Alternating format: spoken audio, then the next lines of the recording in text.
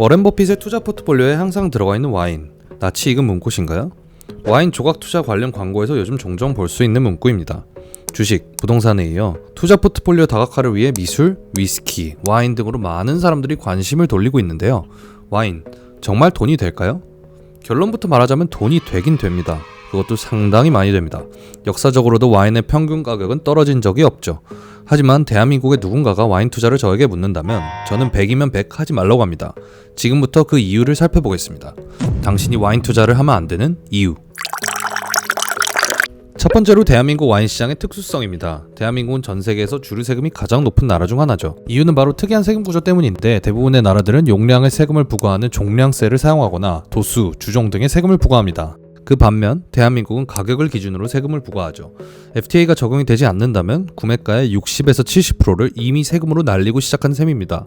그 말인즉슨 해외 기준 평균가로 구매를 했다고 쳐도 그 와인이 60에서 70% 이상 오르지 않는 이상 이미 손실을 따놓은 겁니다. 더군다나 우리나라는 개인 간의 주류 거래가 금지되어 있습니다. 즉 팔 방법도 없어요. 간혹 네이버 밴드, 네이버 카페 등에서 주류를 개인적으로 분양하시는 분들도 계십니다만 일단 불법입니다. 그런 판매 루트로 뭣도 모르고 판매를 하다가 금액이 커지면 국세청에서 언제든 조사 나올 수 있고 그 대가는 정말 무시무시합니다. 물론 해외에 창고를 두고 해외 판매처를 이용하는 등 다양한 방법은 있습니다. 해외는 펀드처럼 와인을 투자하는 형태도 있고 무궁무진한 방법이 있죠. 하지만 어지간한 와인 지식 그리고 네트워크가 있는 사람이 아닌 이상 해외에 창고를 두면서까지 와인을 사고 파는 행위가 쉽지 않을 뿐더러 법적인 문제, 세무적인 문제와 더불어서 해외 계좌 개설과 같은 많은 번거로움이 함께 적용합니다. 두 번째로 와인을 보는 안목의 부재입니다. 와인은 위스키와는 다르게 온도, 습도 등 보관 컨디션에 따라 맛이 갈 수도, 일명 뻑이 날 수 있습니다. 너무 뜨거운 곳에 장시간 노출되어 열화가 된다거나 코르크 상태의 문제로 산화가 되는 등 와인은 컨디션에 따라 그 가치가 0원으로도 떨어질 수 있어요. 그렇기에 와인 혹은 와인 판매자의 신뢰도를 볼 줄 아는 안목이 없이는 모든 투자금을 날릴 수 있는 게 바로 와인 시장입니다. 그뿐 아니라 고급 와인 시장의 가짜 와인 유통량은 정말 어마어마합니다. 실제로 제 지인이 세계적인 고급 와인 중 하나인 로마네 꽁티를 마신 포스팅을 올리자 부계정 같은 계정으로 병을 사겠다는 DM이 몇 개나 왔다고 하더라고요. 인테리어용으로도 문의를 줬을 수 있겠지만 대부분 그 안에 다른 와인을 채우고 병입하여 가짜 와인을 팔려는 수작인 경우가 대다수입니다.